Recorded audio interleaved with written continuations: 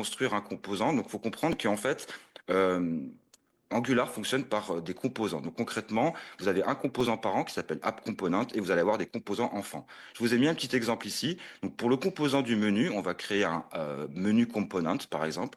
Vous allez avoir un composant pour le menu principal, main component, et également par exemple un autre composant pour le menu latéral.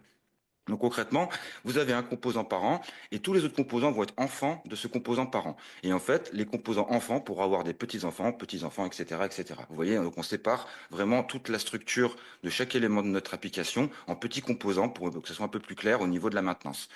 Donc vous allez générer vos composants avec une ligne de commande. Vous n'êtes pas obligé de le faire, mais ça fonctionne. Donc grâce à la CLI de Angular, vous allez pouvoir générer des composants. Vous mettez le nom du composant. Ensuite, il va falloir comprendre les décorateurs. Donc tout ce qui est décoré avec des arrobas sont des éléments spécifiques à Angular. Donc arrobas component va vous permettre de spécifier le nom d'un composant et l'appeler en HTML. Et vous allez devoir aussi comprendre comment fonctionne l'encapsulation. Ce que j'appelle l'encapsulation, c'est un petit peu un terme générique pour dire je peux encapsuler un composant dans un composant qui encapsule un autre composant, etc., etc.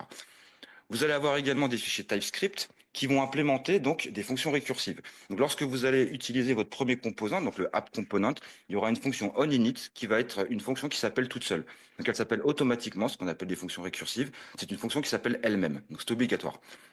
Ceci concerne essentiellement les composants, hein. Pour d'autres éléments plus tard qu'on verra, c'est pas forcément le cas. Et enfin, vous allez avoir des sélecteurs de composants. Donc grâce à votre balise HTML, vous allez pouvoir appeler vos composants.